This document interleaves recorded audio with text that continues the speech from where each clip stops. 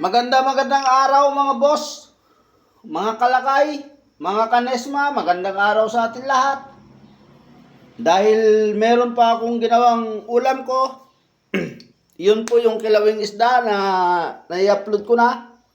Ito po, magluluto naman tayo ng ulam nila misis. At ito po, ilalagay na natin yung ating bawang.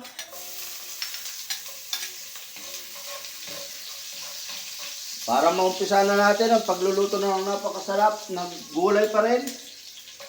Sunod na natin yung ating sibuyas.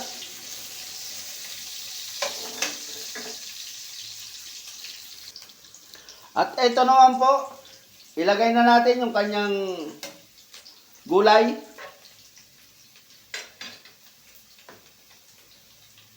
Ito po yung tangkay ng kangkong. At ito naman po yung kanyang sitaw. Ayan. Magluluto tayo ng napakasarap na luto ng gulay. Adobo. Adobong sitaw with kangkong.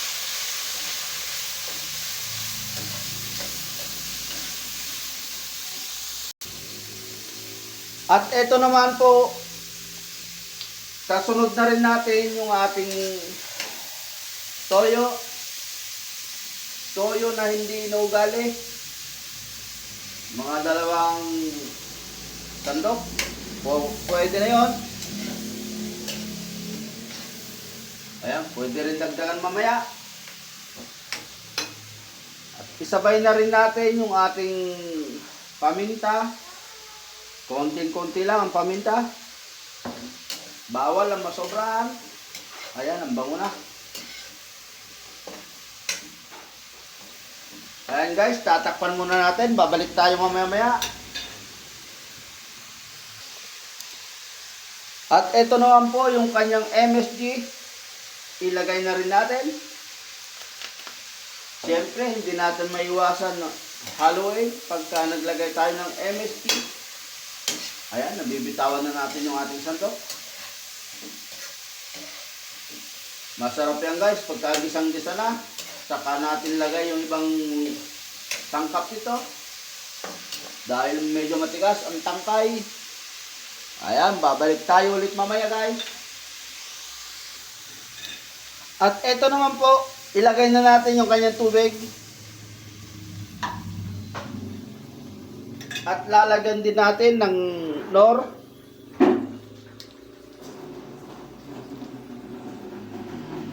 Ayan.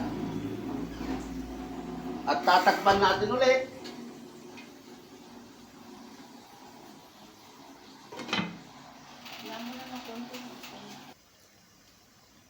Ayan guys. Ilagay na natin yung kanyang panghuling sangkap. Ito po yung dahon. Dahon ng kangkong. Ayan, lalagay na natin. Para sabay-sabay na. Ayan, simpleng luto ng adobong sitaw with kangkong. Yung ating recipe ngayon guys. Ayan, pepper bite na lang natin to. Ayos na. Pasok na pasok sa lutong magbubukid at pasok sa panlasang Pinoy. Ayan guys, i-pepper bite na po natin yung ating niluto. Dahil nakatapos na naman tayo ng isang resiping bukid na napakasarap. Pwede rin po sa pangkarinderya ito at pasok na pasok sa pangpamilya. First bite na natin guys. Baka may first bite pa ng iba. Ayos, ang sarap ng lasa guys. Titikman natin gulay. Ayan ang simpleng luto ng adobo na walang karne.